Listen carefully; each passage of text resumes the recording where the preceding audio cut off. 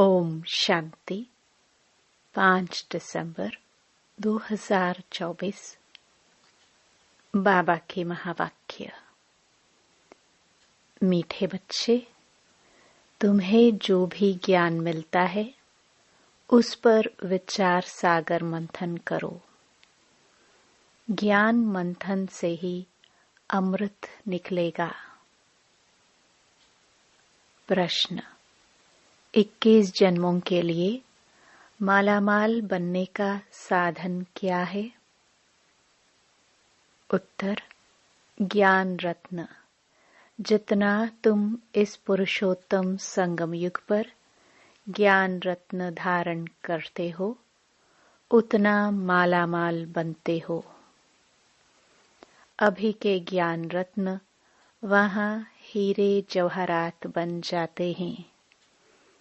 जब आत्मा ज्ञान रत्न धारण करे, मुख से ज्ञान रत्न निकाले, रत्न ही सुने और सुनाए, तब उनके हर्षित चेहरे से बाप का नाम बाला हो।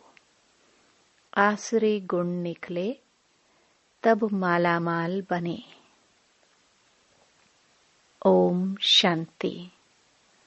बाप बच्चों को ज्ञान और भक्ति पर समझाते हैं। यह तो बच्चे समझते हैं कि सतयुग में भक्ति नहीं होती, ज्ञान भी सतयुग में नहीं मिलता। श्री कृष्ण न भक्ति करते हैं, न ज्ञान की मुरली बजाते हैं। मुरली माना ज्ञान देना, गायन है ना, मुरली में जादू, तो जरूर कोई जादू होगा ना। सिर्फ मुरली बजाना यह कॉमन बात है। फकीर लोग भी मुरली बजाते हैं, इसमें तो ज्ञान का जादू है। अज्ञान को जादू नहीं कहेंगे। मनुष्य समझते हैं श्री कृष्ण मुरली बजाता था, उनकी बहुत महिमा करते हैं। बाप कहते हैं श्री कृष्ण तो देवता था। मनुष्य से देवता, देवता से मनुष्य, यह होता ही रहता है। दैवी सृष्टि भी होती है तो मनुष्य सृष्टि भी होती है। इस ज्ञान से मनुष्य से देवता बनते हैं। जब सतयुग है तो यह ज्ञान का वर्षा है। सतयुग में भक्ति होती नहीं। देवता जब मनुष्य बनते हैं तब भक्ति शुरू होती है। मनुष्य को विकारी, देवताओं को निर्विकारी कहा जाता है। देवताओं की सृष्टि को पवित्र दुनिया कहा जाता है। अभी तुम मनुष्य से देवता बन रहे हो। देवताओं में फिर यह ज्ञान होगा नहीं। देवताएं सदगति में हैं, ज्ञान चाहिए दुर्गति वालों को। इस ज्ञान से ही दैवी गुण आते हैं। ज्ञान की धारणा वालों की चलन देवताई होती है। कम धारणा वालों की चलन मिक्स होती है। आसुरी चलन तो नहीं कहेंगे।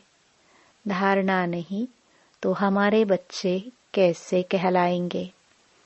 बच्चे बाप को नहीं जानते तो बाप भी बच्चों को कैसे जानेंगे?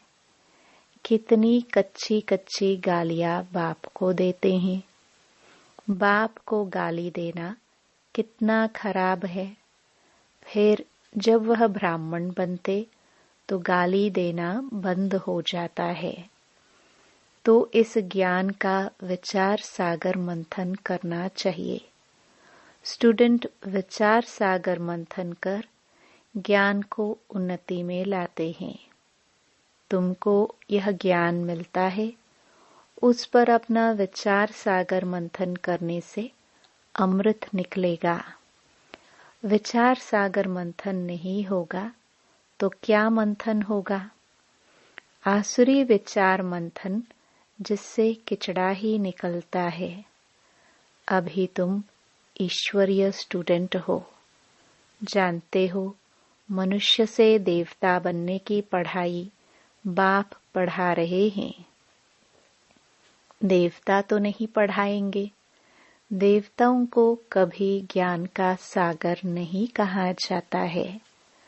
बाप ही ज्ञान का सागर है।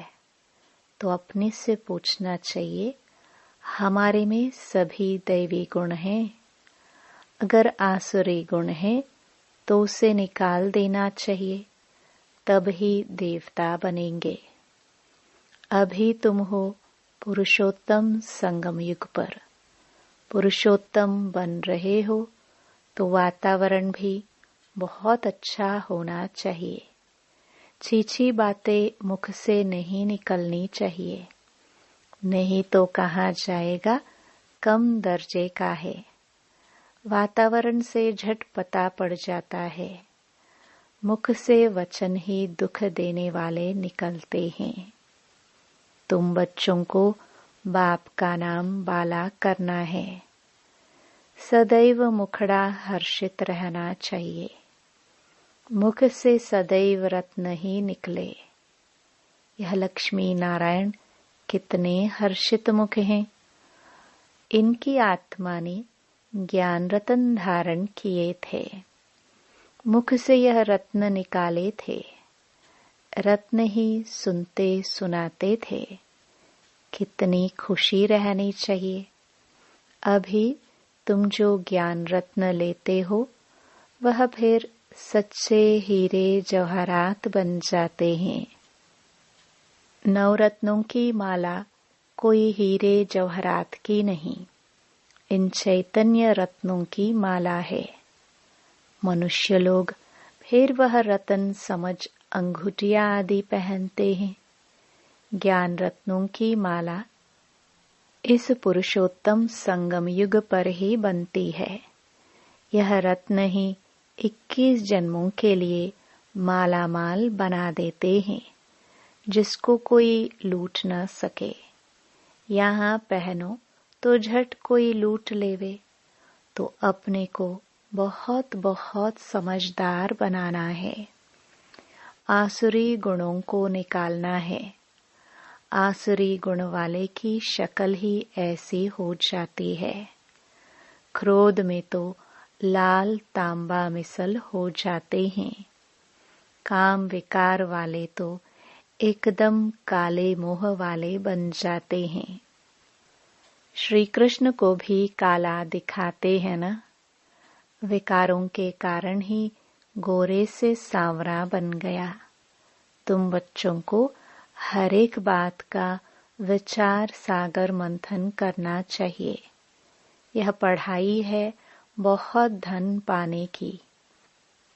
तुम बच्चों का सुना हुआ है, क्वीन विक्टोरिया का वजीर पहले बहुत गरीब था। दीवा जलाकर पढ़ता था, परंतु वह पढ़ाई कोई रत्न थोड़े है। नॉलेज पढ़कर पूरा पोजीशन पा लेते हैं। तो पढ़ाई काम आई, न कि पैसा। पढ़ाई ही धन है।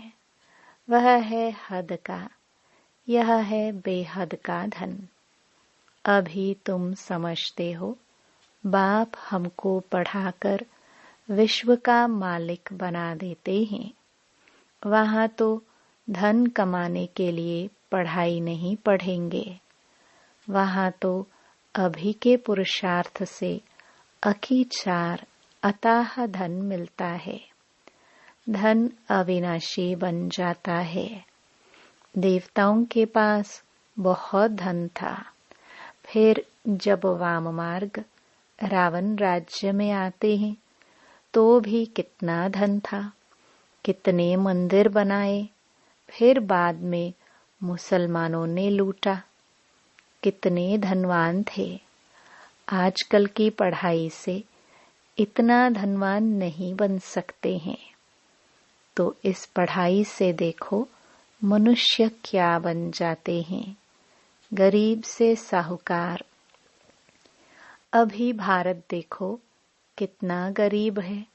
नाम के साहूकार भी जो है उनको तो फुर्सत ही नहीं।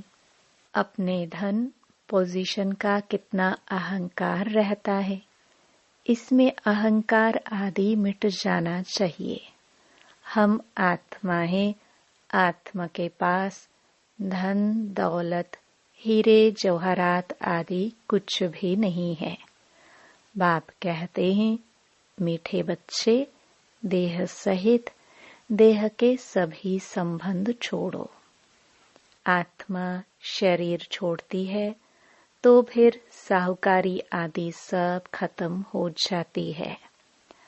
फिर जब नए सिर से पढ़े, धन कमाए, तब धनवान बने। या तो दान पुण्य अच्छा किया होगा तो साहूकार के घर में जन्म लेंगे। कहते हैं यह पास्ट कर्मों का फल है। नॉलेज का दान दिया है, वह कॉलेज धर्मशाला आदि बनाई है तो उसका फल मिलता है, परंतु अल्पकाल के लिए। यह दान पुण्य आदि भी यहाँ किया जाता है, सतयुग में नहीं किया जाता है। सतयुग में अच्छे ही कर्म होते हैं, क्योंकि अभी का वर्षा मिला हुआ है। वहाँ कोई भी कर्म विकर्म नहीं बनेगा, क्योंकि रावण ही नहीं।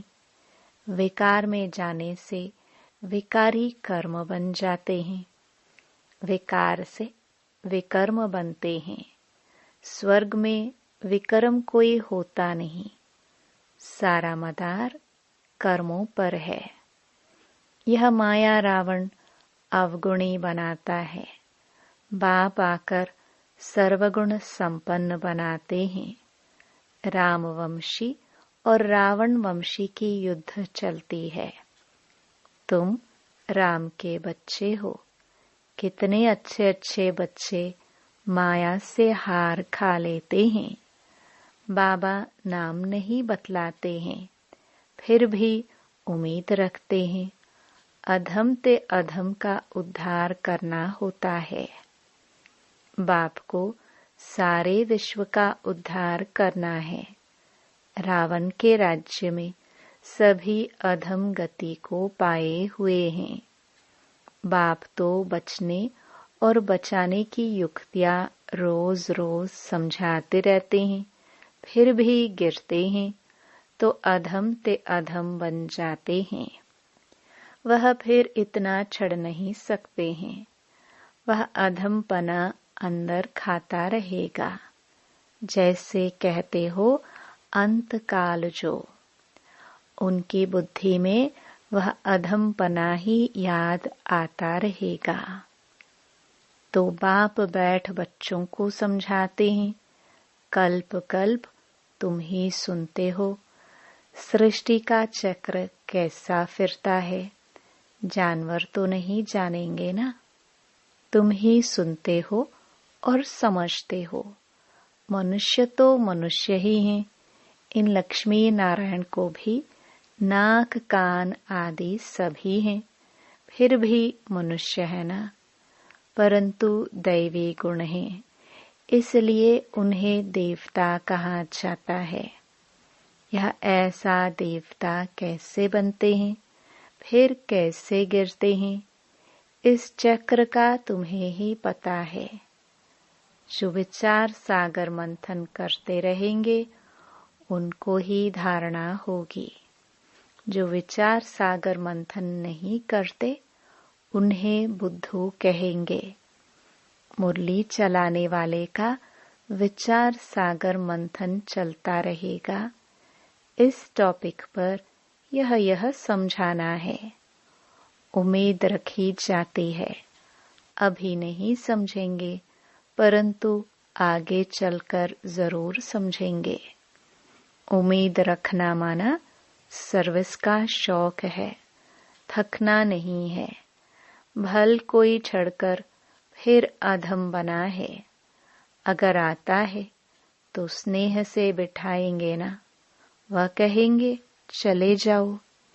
हालचाल पूछना पड़े, इतने दिन कहाँ रहे, क्यों नहीं आए, कहेंगे ना माया से हार खा लिया। समझते भी है ज्ञान बड़ा अच्छा है, स्मृति तो रहती है ना। भक्ति में तो हार जीत पाने की बात ही नहीं। यह नॉलेज है, इसे धारण करना है।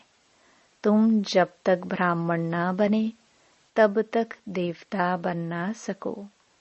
क्रिश्चियन, बौद्धी, पारसी आदि में ब्राह्मण थोड़े होते हैं।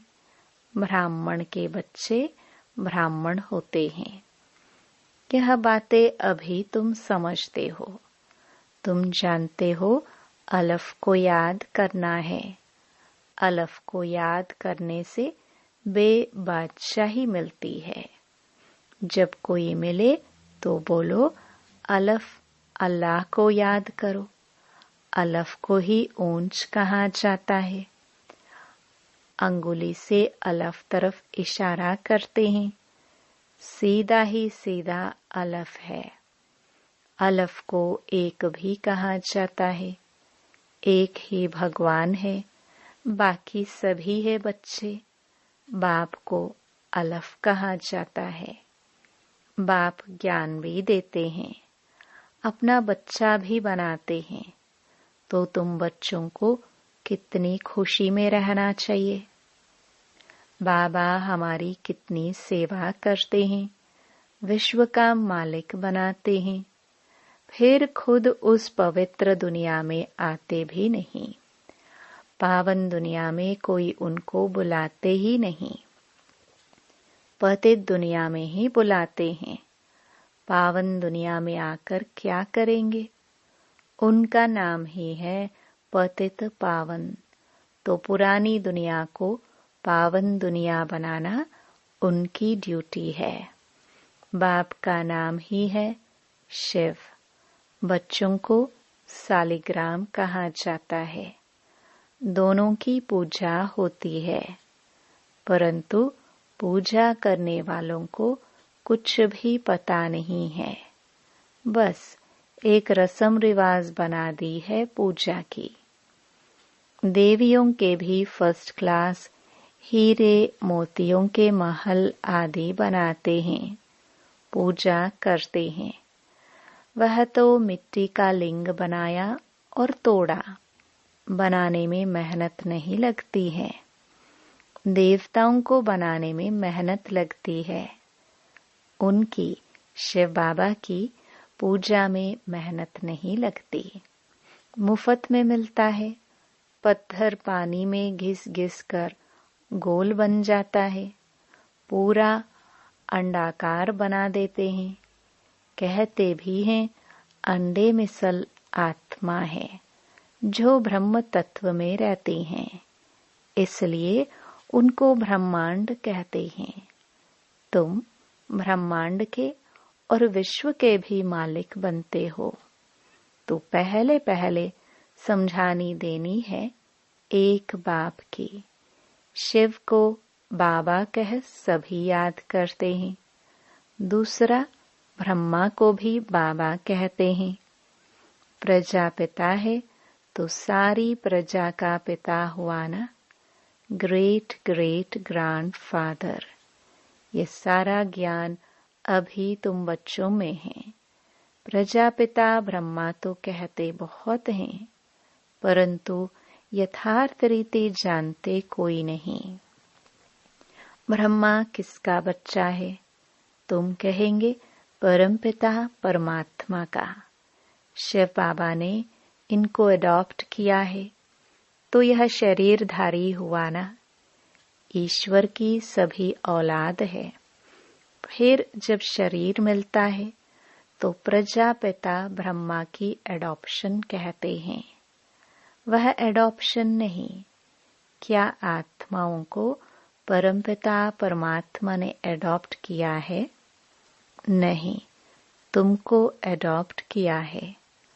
अभी तुम हो ब्रह्मा कुमार कुमारियां। शिव बाबा एडॉप्ट नहीं करते हैं। सभी आत्माएं अनादि अविनाशी हैं। सभी आत्माओं को अपना अपना शरीर, अपना अपना पार्ट मिला हुआ है। जो बजाना ही है। यह पाठ ही अनादि अविनाशी परंपरा से चला आता है। उनका आदि अंत नहीं कहा जाता है। अच्छा, मीठे मीठे सिखिलदे बच्चों प्रति माता पिता बाप दादा का याद प्यार और गुड मॉर्निंग। रूहानी बाप की रूहानी बच्चों को नमस्ते। धारणा के लिए मुख्य सार। पहला, अपनी साहूकारी पोजीशन आदि का अहंकार मिटा देना है। अविनाशी ज्ञान धन से स्वयं को मालामाल बनाना है। सर्विस में कभी भी थकना नहीं है। दूसरा, वातावरण को अच्छा रखने के लिए मुख से सदैव रतन निकालने हैं। दुख देने वाले बोल ना निकले, यह ध्यान रखना है। हर्षित मुख रहना है। वरदान, कैसे भी वायुमंडल में मन बुद्धि को सेकंड में एकाग्र करने वाले सर्व शक्ति संपन्न भव। बाप दादा ने सभी बच्चों को सर्व शक्तियां वर्षे में दी हैं। याद की शक्ति का अर्थ है मन बुद्धि को जहां लगाना चाहो वहां लग जाए। कैसे भी वायुमंडल के बीच अपने मन बुद्धि को सेकंड में एकाग्र कर लो। परिस्थिति हलचल की हो, वायुमंडल तमोगुणी हो, माया अपना बनाने का प्रयत्न कर रही हो, फिर भी सेकंड में एकाग्र हो जाओ। ऐसी कंट्रोलिंग पावर हो तब कहेंगे सर्व शक्ति संपन्न।